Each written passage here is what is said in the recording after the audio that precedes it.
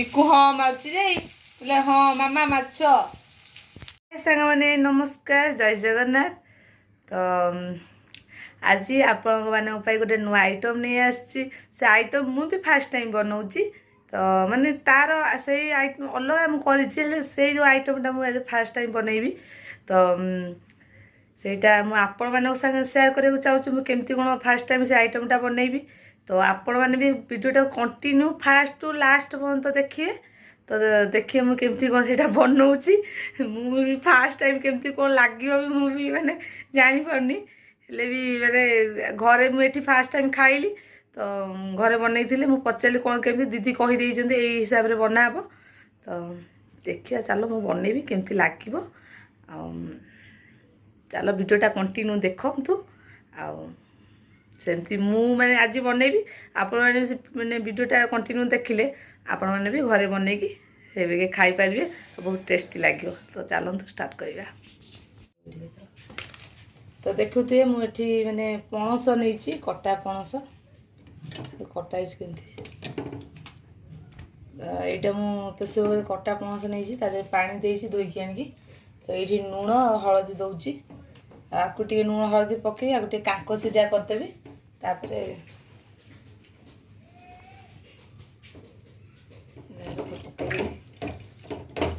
कांक सीझा करदे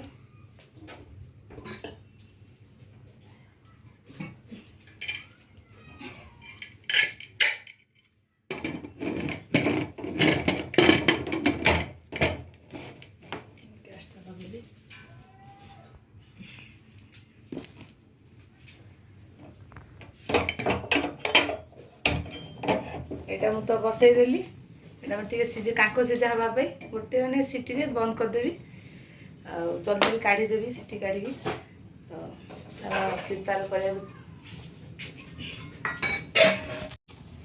शुखला लंका नहीं कि रसुण नहीं यहाँ पेस्ट कराब पेस्ट बनईकी मैंने जीरा भी मैंने गोटा जीरा पेस्ट होता है मुझे गुंड जीरा पकईदेवी तादेह आपण मैंने चाहिए भी गोटा जीरा पकेबी पेस्ट करें। तो ये ग्राइंडिंग करदे तो ये नौ ग्राइंडिंग करी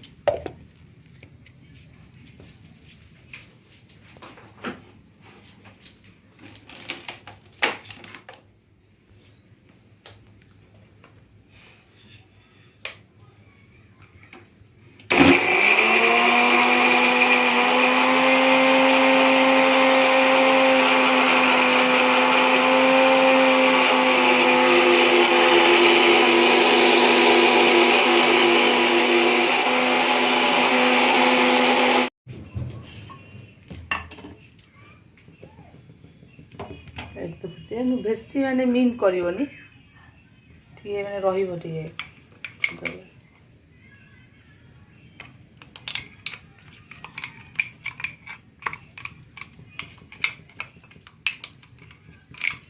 तो फास्ट टाइम हो कौन भाव टे गोटे एपट सेपट है गला यहाँ भी सेमती किसी ना मैंने आर तरकारी तो मुझे थर बनई खाली चिप्सटा के छाड़ी तरकारीटा बहुत भल लगे पूरा चिकेन टाइप रंधी रांधि पूरा चिकेन रंधाए सेमती पूरा कषा कषी रंधा ले पूरा सेमती लगे खाया तेल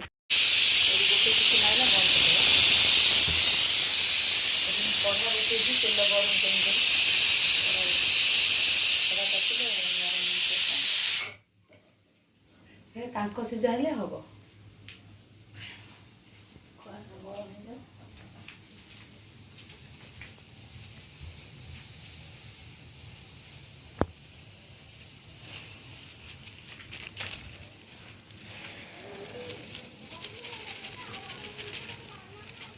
देखो चाउल नहीं यहाँ चाउल गुंड मैंने आम बाटिक भी कर गुंड चाउल गुंड भी मिलूँ मार्केट रे सेटा भी आनी कर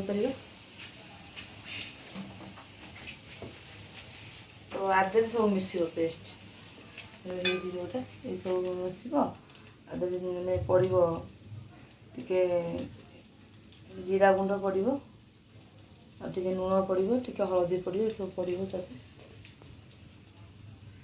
କଢ଼ା ପାଚିଲା।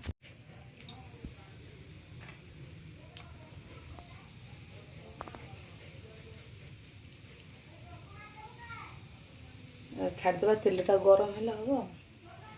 ତେଲଟା ଗରମ ଫୁଟିବ। ଆଉ ଏଇଟା ମୁଁ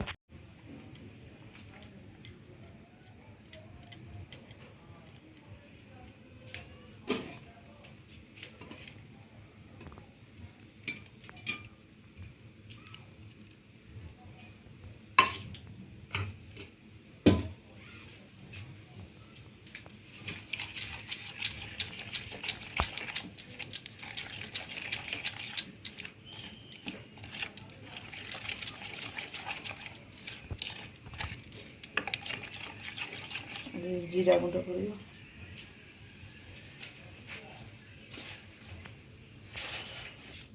ତ ଏଠି ଦେଖିଥିବେ ମୁଁ ଜିରା ଗୁଣ୍ଡ ନେଇଛି, ଆଉ ହଳଦୀ ଆଉ ଲୁଣ ଏତେ ଟିକେ ବି ପକେଇକି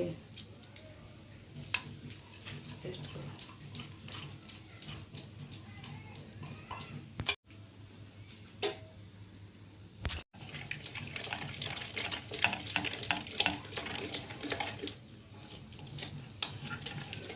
ଦେଖିଲେ ଏଠି ମୁଁ ସବୁ ଗୋଳେଇକି ଥୋଇଦେଲି।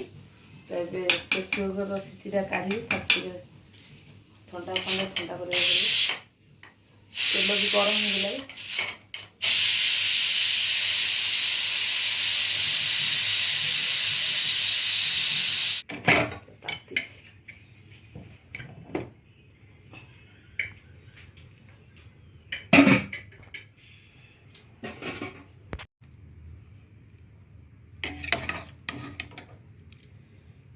ବେଶୀ ସିଝି ନାହିଁ, ଠିକ୍ ଅଛି।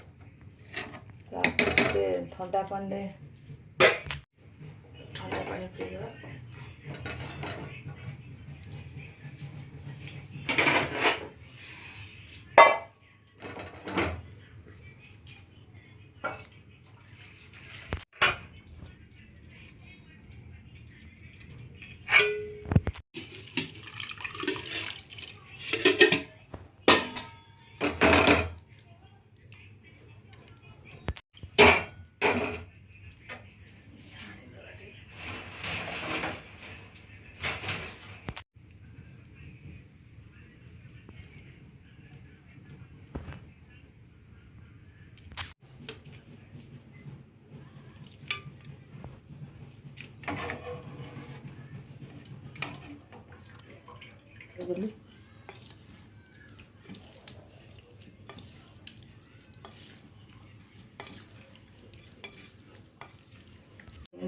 ଛାଣି ଦେଇକି ସବୁ ଗୋଳେଇ ଦେଉଛି ଆ ସାଙ୍ଗରେ, କ'ଣ ସାଙ୍ଗରେ ସବୁ ଗୋଳେଇକି ଏ କଢ଼ା ବି ପାଚିଗଲା। ଏବେ ଷ୍ଟାର୍ଟ କରିବା ଛାଣିବା।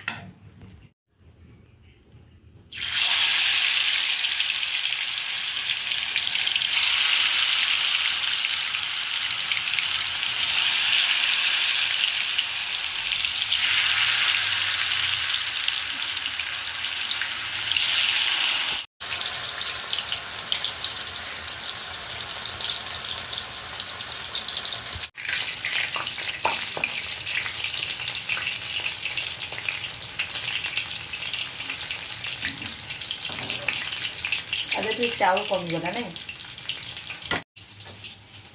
ତ ଦେଖୁଥିବେ ଆଜି ମୁଁ ଗୋଟେ ନୂଆ ଆଇଟମ୍ ମାନେ କହୁଥିଲି ତ ତିଆରି କରିବି। ଏଇଟା ଆପଣମାନେ ଦେଖୁଛନ୍ତି, ଏଇଟା ହେଲା ପଣସ ଚିପ୍ସ। ମୁଁ ଏଇଟା ବି ଫାର୍ଷ୍ଟ ଟାଇମ୍ ଛାଣୁଛି, ମାନେ ମୁଁ ଏଇଟା ପଣସ ତରକାରୀ ବହୁତ ଥର କରିଛି, ଛାଣିବାଟା ମୁଁ ଫାର୍ଷ୍ଟ ଟାଇମ୍।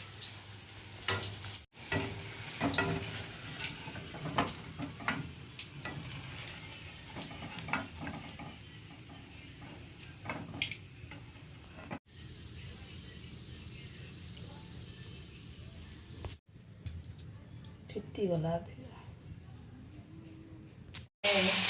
କେତେ ସୁନ୍ଦର ଦେଖାଯାଉଛି ଛଣା ହେଇକି ପୁରା। ଆଉ ଦେଖାଯାଉଛି ତ ଏତେ ସୁନ୍ଦର, ଖାଇକି ଜଣା ପଡ଼ିବ ଟେଷ୍ଟ ହେଇଛି କି ନାହିଁ, ଭଲ ଲାଗୁଛି କି ନାହିଁ। ଆଉ ଟିକେ ଅଧିକା ସିଝିଗଲା ନାଇଁ।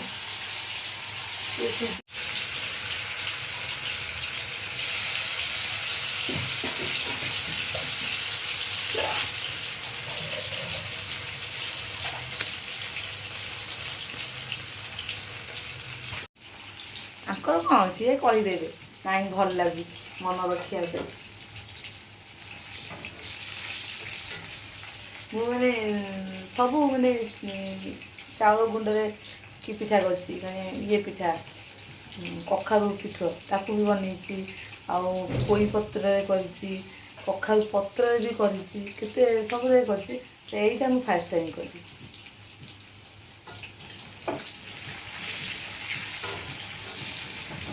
ତ ଆପଣମାନେ ବି ଏମିତି ବନାନ୍ତୁ, ଏଇ ମାନେ କ'ଣ ପଣସର ଚିପ୍ସ ବନେଇକି ଖାଆନ୍ତୁ।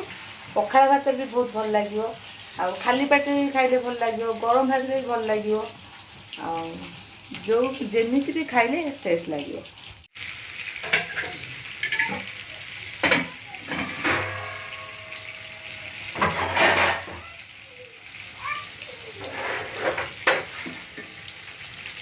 ସରିଗଲା ଏଇଟା ଲାଷ୍ଟ। ଚିକୁ ମିକୁ ଖାଇକି ବି କହିବେ, ଚିକୁକୁ ଖାଇକି କହିବେ ପାଣି ଦିଅ, ପୁରା ରାଗ ହେଇଯିବ। କଲର ତ ଜଣାପଡ଼ୁଛି, ଯେତେବେଳେ ଗ୍ରାଇଣ୍ଡିଙ୍ଗ ମସଲା କଲି ବେଶୀ ରାଗ ମାନେ ବେଶୀ ଲଙ୍କା ପକାଇ ଦେଇଛି, ଲଙ୍କାର କଲର ଅଧିକା ଜଣାପଡ଼ୁଛି, ତ ରାଗ ହେଇଯିବ। ଚିକୁମିକୁ ଖାଇବେ, ଟେଷ୍ଟ କରିବେ, ତାଙ୍କ ମାମା ବନେଇଛନ୍ତି ସେ ଟେଷ୍ଟ ବି କରିବେ। ତ ଦେଖୁଥିବେ ସବୁ ମୁଁ ଛାଣି ଦେଇ ସାରିଲି, ଆଉ ଆଉ ଏତିକି ପକେଇଛି ଲାଷ୍ଟଟା ଏଇଟା। ଆଉ ଖାଲି ପାଟିରେ ଖାଇଲେ ଟେଷ୍ଟ ଲାଗିବ, ଖାଲି ପେଟରେ ବି ଭଲ ଲାଗିବ, ହାତରେ ବି ଲଗେଇକି ଖାଇଲେ ବି ଭଲ ଲାଗିବ।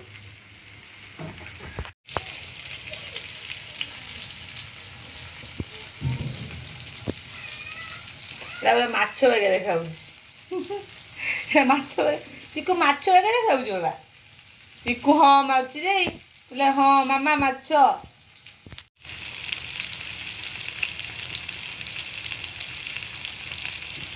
ତ ଏଇ ଚିପ୍ସଟା ବହୁତ ସହଜ ବନେଇବା। ତ ଦେଖିଲେ ମୁଁ କେତେ ଜଲ୍ଦି ବି ମାନେ ଚିପ୍ସଟା ମାନେ ବନେଇକି ଛାଣି ଦେଇ ସାରିଲିଣି, ସରିଗଲାଣି ବି। ତ ଆପଣମାନେ ବି ଏମିତି ମାନେ ଯେତେବେଳେ ବସିଥିବା ବେଳେ ସେ ଇଚ୍ଛା ହେଉଛି କିଛି ଖାଇବା ପାଇଁ, ତ ପଣସର ଚିପ୍ସ ବନାନ୍ତୁ ଖାଇବା। ରେଡ଼ି ହେଇଗଲା ପଣସ ଚିପ୍ସ। ଏଇଟା ମୁଁ ତେଲରେ ଛାଣିଲି, ମାନେ ବେଶୀ ତେଲ ଟିକେ ପକେଇକି। ତ ଆପଣମାନେ ଚାହିଁଲେ ବି ତାୱାରେ ମାନେ ପକେଇକି ଶିଖିପାରିବେ, ତାୱା ଶିଖା ବି କରିପାରିବେ। ତାୱାରେ ବି ଶିଖିଲେ ବି ଭଲ ଲାଗିବ, ଯେମିତି ଆମେ ପିଠୋଟା ତାୱାରେ ଶିଖିକି କରୁଛୁ, ତ ସେଇ ଭାବରେ ବି କଲେ ଭଲ ଲାଗିବ। ଏଇଟା ମୁଁ ଅଳ୍ପ ତେଲ ପକେଇ ଆଉ ଟିକେ ଛାଣିଲି। ତ ଦେଖୁଥିବେ ରେଡ଼ି ହେଇଗଲା, ଏଇଟା ହେଲା ପଣସ ଚିପ୍ସ। ଆପଣମାନେ ବି ବନାନ୍ତୁ ଆଉ ଖାଆନ୍ତୁ, ଆଉ ଖାଇକି ମୋତେ କମେଣ୍ଟରେ କୁହନ୍ତୁ କେମିତି ଲାଗିଲା। ଆଉ ଆଜିର ବ୍ଲଗ୍ କେମିତି ଲାଗିଲା ନିଶ୍ଚିତ କମେଣ୍ଟ କରିବେ, ସେୟାର କରିବେ। Bye bye.